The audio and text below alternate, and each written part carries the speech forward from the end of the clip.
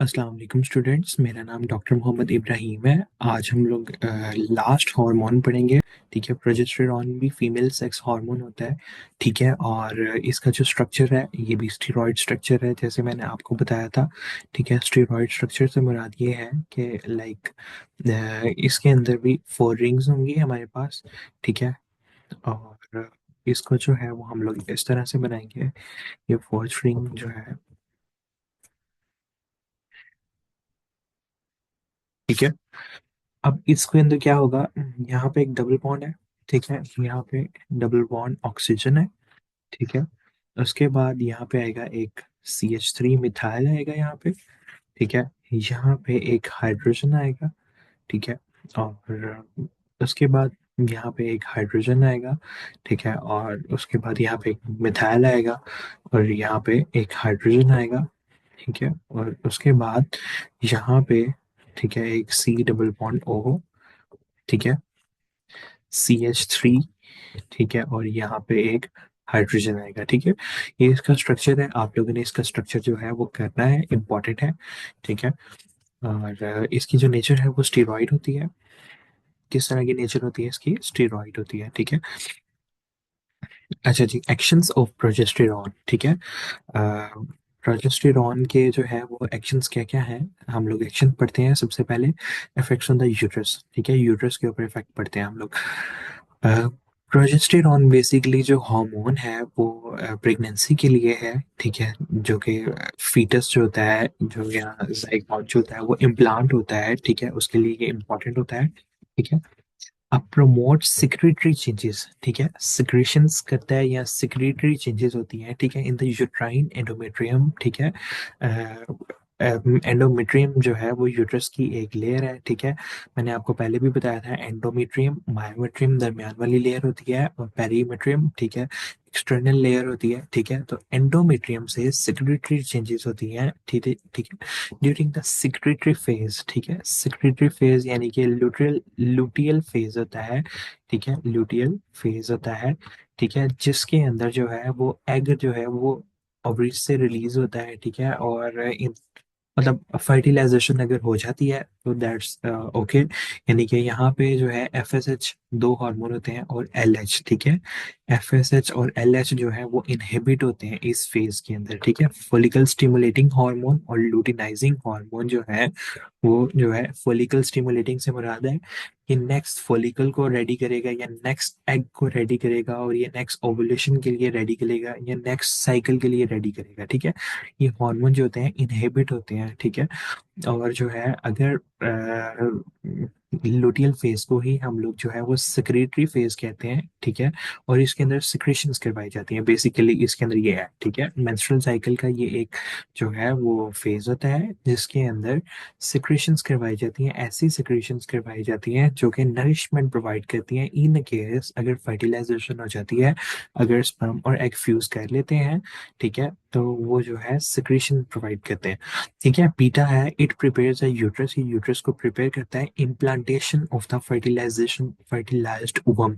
ठीक है, जो स्पर्म और एग जो है वो फ्यूज हुए हैं। ठीक है, उससे जो फर्टिलाइज्ड ओवम बना है। ठीक है, यानी कि नतीजे में जो जाइगोट बनेगा या फर्टिलाइज्ड ओवम बनेगा, उनकी इम्प्लांटेशन यानी कहाँ करवाई जाती है, उनको यूट्रस के अंदर उनको इम्प्लांट करवाया जाता है। इनिशियली जो प्रेगनेंसी के स्टार्ट में decrease the excitability and sensitivity to oxytocin.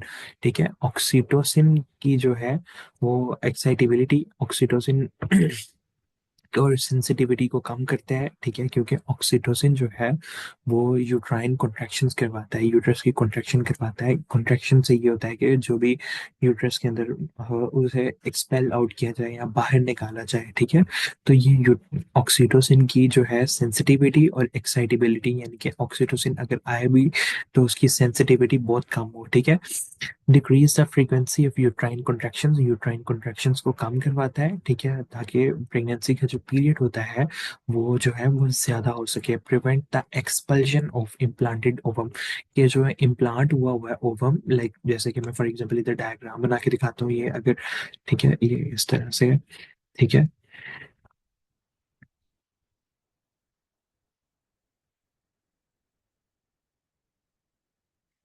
अगर यहाँ पे कोई फिटस इम्प्लांट हुआ हुआ है यहाँ पे जैसे कि यूट्रस के अंदर, तो वो एक्सपेल ना हो, यानी कि बॉडी से जो है ये यूट्राइन यूट्रस से जो है वो एक्सपेल, यानी कि नीचे जो है एक्सपेल ना हो जाए, बाहर ना निकल आए, ठीक है। इम्प्लांटेड ओवम, इसे हम लोग ओवम कह रहे हैं। ओवम क्या है? जो कि एक एग और जो है वो स्पर्म से मिलके बना है, ठीक है। स्पर्म से मिलके जो बना है, ठीक है, फर्टिलाइज्ड ओवम, यानी कि ये जो प्रोसेस हुआ है इसे फर्टिलाइजेशन बोल रहे हैं हम लोग, ठीक है। अच्छा जी, effects of on fallopian tubes, ठीक है। फेलोपियन ट्यूब्स के ऊपर इसका क्या इफेक्ट आएगा? फेलोपियन ट्यूब्स के ऊपर है कि प्रमोट सिक्रेटरी चेंजेस, ठीक है, in the mucus lining of the fallopian tubes for the nutritional needs of the fertilized ovum, ठीक है। बेसिकली मैंने आपको प्रीवियस भी बताया था, अभी दोबारा से बता देता हूँ। फर्टिलाइजेशन का जो प्रोसेस है वो यहाँ पे, यानी कि फेलोपियन ट्यूब्स के अंदर ये जो ट्यूब्स हैं ये वाली, ठीक है, इनको हम लोग फेलोपियन ट्यूब्स कहते हैं। यहाँ पे जो एग है ये चलता चलता यहाँ से चलता चलता चलता यहाँ तक आता है, और जो स्पर्म्स हैं वो यहाँ से, ठीक है, यहाँ से मूव करते करते करते करते यहाँ तक आते हैं, ठीक है। अब जो है फिलोपियन ट्यूब्स के अंदर से ऐसे चेंजेस करवाए जाते हैं और प्रोजेस्टेरॉन करवाता है, ताकि जो ओवम होगा, यानी कि दोनों अगर फ्यूज हो गए, लेट्स सपोज मैं कह देता हूँ अगर दोनों फ्यूज हो गए, ये दोनों जो है फ्यूज हो गए और ये एक ओवम बन गया है, ठीक है, ओवम, ठीक है। ओवम को न्यूट्रिशन प्रोवाइड करना जब तक ये यहाँ पे जाके इम्प्लांट नहीं होता है, इसने आहिस्ता आहिस्ता मूव करना है, ठीक है। तो इनकी न्यूट्रिशनल नीड्स को, यानी कि उधर की म्यूकोजल जो मेम्ब्रेन है उसकी जो मतलब लाइनिंग, म्यूकोजल लाइनिंग से मुराद है म्यूकोजल मेम्ब्रेन, ये स्पेलिंग कुछ गलत लिखे हुए हैं, म्यूकोजल लाइनिंग, ठीक है। Nutritional needs of the fertilized ovum, OVUM, ठीक है। तो फर्टिलाइज्ड ओवम को जो है न्यूट्रिशनल नीड्स पूरी करना, ठीक है। पेरिस्टाल्टिक मूवमेंट्स, ठीक है, ऐसी पेरिस्टाल्टिक मूवमेंट्स जो है वो क्रिएट करना, ठीक है। पेरिस्टाल्टिक मूवमेंट्स जो है वो just just wait for the, ठीक है जी।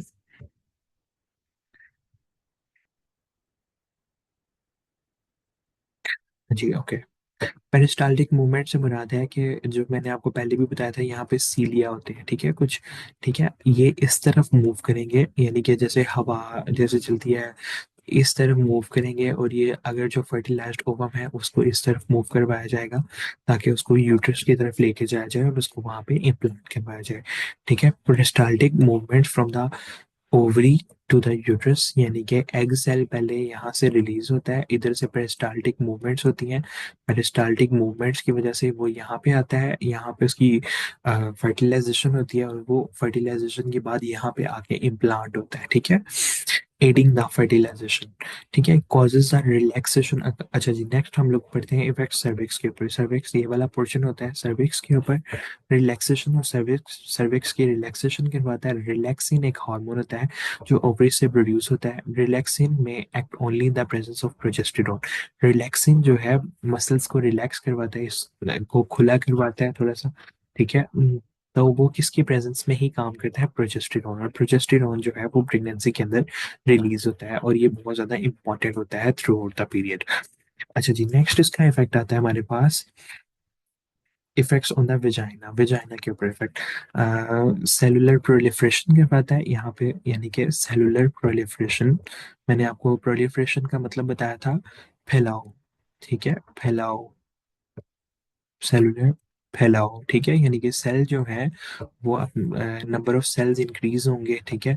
म्यूकस सिक्रेशन, और यहाँ से जो है इर्द गिर्द जो म्यूकस मेम्ब्रेन होगी, ठीक है, म्यूकस मेम्ब्रेन होती है इर्द गिर्द, ठीक है, यानी कि ऊपर जो है एपिथेलियल सेल्स की लेयर होती है जो कि म्यूकस रिलीज कर रही होती है, ठीक है। म्यूकस जो है उधर से सिक्रीट होगा और वो जो लुब्रिकेशन प्रोवाइड करेगा, ठीक है। ब्रेस्ट के ऊपर क्या इफेक्ट आएगा? Stimulate the development of the tubulo alveolar system, ठीक है, ये गलत लिखा हुआ है, एल्वियोलर सिस्टम, ठीक है। या आप इसको इस तरह से भी लिख सकते हैं, stimulates the development of the tubules and alveoli of the, ठीक है। हम लोगों ने एस्ट्रोजन के अंदर देखा था कि ब्रेस्ट के अंदर थोड़े से ट्यूब्यूल्स होते हैं, ठीक है, एल्वियोलाई होती हैं और डक्ट होती हैं, ठीक है। तो ये जो है, ये सब स्टिमुलेट करवाते हैं इनकी डेवलपमेंट को, ठीक है, मेमोरी ग्लैंड के अंदर। Causes the alveolar cells to proliferate, जो एल्वियोलाई के सेल्स होते हैं, लाइक इस तरह से एल्वियोलाई होते हैं, उनके साथ में जो है वो ट्यूब्यूल्स वो अटैच होती हैं, उसके आगे वो डक्ट होती हैं, ठीक है, इस तरह से। ठीक है, तो ये एल्वियोलाई के जो सेल्स होते हैं, उनको जो है प्रोलिफरेट करवाता है, नंबर ऑफ द सेल्स हैं वो इंक्रीज होते हैं, एनलार्ज होते हैं सेल्स, ठीक है, और वो सिक्रेटरी चेंजेस करते हैं, यानी कि ज्यादा से ज्यादा सिक्रेशंस करते हैं। इफेक्ट्स ऑन द ओव्यूलेशन, ठीक है, ओव्यूलेशन को ये क्या करता है, इनहिबिट करता है progesterone release of luteinizing hormone, inhibit the release of luteinizing hormone and follicle stimulating hormone। follicle stimulating hormone जो है वो एक नए follicle को ओवरीज के अंदर से एक नए follicles को यहाँ से रिलीज करवाता है, ठीक है, उनको मेच्योर करवाता है, ठीक है। और ल्यूटिनाइजिंग हार्मोन जो है वो ओव्यूलेशन करवाता है, ठीक है। अब जो है ओव्यूलेशन से मुराद है उसको सेल को सिक्रीट वगैरह करवाता है, ठीक है। ड्यूरिंग द प्रेगनेंसी, प्रेगनेंसी के दौरान ओव्यूलेशन जो है वो उसको इनहिबिट करवा दिया जाता है, क्योंकि ऑलरेडी ही एक बेबी जो है वो जो है यहाँ पे डेवलप हो रहा होता है। तो दोबारा से अगर फर्टिलाइजेशन हो, यानी कि प्रेगनेंसी के अंदर एक नई प्रेगनेंसी स्टार्ट नहीं हो सकती है, ठीक है। तो बेसिकली ये इस वजह से प्रेगनेंसी के दौरान ओव्यूलेशन को इनहिबिट कर देता है by luteal and placental progesterone, ठीक है। तो यहाँ दो जगह से कॉर्पस लुटियम, ठीक है, और प्लेसेंटा से जो है प्रोजेस्टेरोन निकल रहा होता है, और वो इस चीज को इनहिबिट कर देते हैं ओव्यूलेशन को, ठीक है। अच्छा जी, effects on the protein metabolism. Protein metabolism के ऊपर क्या इफेक्ट आता है, प्रोटीन मेटाबॉलिज्म के ऊपर ये इफेक्ट आता है इसका, like mobilises protein during the pregnancy for the use of the foetus, ठीक है। प्रोटीन को वो मोबिलाइज करवाता है, ठीक है, मोबिलाइज से मुराद है हमारी बॉडी की जो प्रोटीन्स होती हैं उनको जो है वो फीटस के लिए इस्तेमाल में लेके आता है, यानी कि फीटस की ग्रोथ के अंदर कोई भी प्रॉब्लम नहीं होना चाहिए, यहाँ उसकी जो कोई भी डेफिशिएंसी नहीं होना। मोबिलाइज मतलब कि चलना, घूमना फिरना, यानी कि हमारी बॉडी की जो प्रोटीन्स हैं उनको घुमा फिरा के, लाइक अगर वो बोन्स के अंदर है, अगर वो कहीं भी है, तो उनको हमारे वो फीटस के लिए अवेलेबल करता है, ठीक है। Effects on the electrolyte balance, ठीक है। Large doses of the progesterone, अगर प्रोजेस्टेरॉन की ज्यादा डोजेज इस्तेमाल की जाए तो वो नेट्री यूरेसिस करवाती हैं, ठीक है। नेट्री यूरेसिस से मुराद ये है, इसके स्पेलिंग गलत लिखे हुए हैं काइंडली आप लोग इसको सही कर लीजिएगा। सिस, ठीक है, इस तरह से आएंगे, ठीक है। यानी कि बहुत ज्यादा जो है सोडियम की एक्सक्रीशन होती है यूरिन के अंदर, ठीक है। तो जिसके नतीजे में जो है वो इलेक्ट्रोलाइट्स, हमारी बॉडी में सॉल्ट्स की कमी हो जाती है, सॉल्ट्स के साथ में वाटर भी एक्सक्रीट होते हैं। मैंने आपको पहले भी बताया था, जहाँ पे सॉल्ट्स जाएंगे, अगर बॉडी से बाहर जाएंगे सॉल्ट्स, ठीक है, तो वाटर भी उसके साथ जाएगा, अगर बॉडी के अंदर रहेंगे तो सॉल्ट जो है वो वाटर को रिटेन करते हैं, ठीक है। तो this probably by blocking the action of aldosterone on the kidneys, ठीक है। तो ये जो है एल्डोस्टेरोन के एक्शन को ब्लॉक करता है किडनीज के ऊपर, ठीक है। इफेक्ट्स ऑन द स्किन, ठीक है, ये सीबम की सिक्रीशन को स्किन के ऊपर इंक्रीज करता है। सीबम जो है वो सेबेशियस ग्लैंड से रिलीज होता है, हम लोगों ने इसको डिस्कस किया था, बहुत ज़्यादा डिटेल में डिस्कस किया था, ठीक है, टेस्टोस्टेरोन के अंदर, कि मैंने आपको बताया था सीबम जो है सेबेशियस ग्लैंड हेयर फॉलिकल के साथ में अटैच होता है और उधर से रिलीज होता है, ठीक है।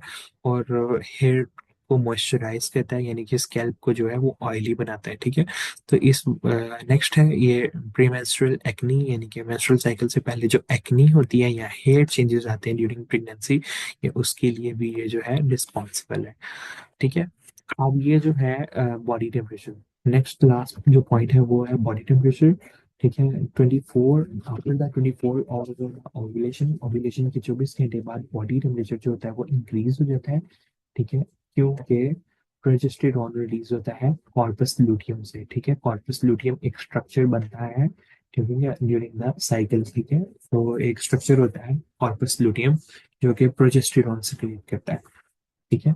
अब that's end of the chapter, ठीक है। और आई थिंक सो कि आपको इस चैप्टर के अंदर बहुत कुछ समझ आया होगा, अगर फिर भी नहीं समझ आया तो आप लोग डेफिनेटली आप टीचर से डिस्कस कर सकते हैं। थैंक यू सो मच, शुक्रिया, अल्लाह हाफिज।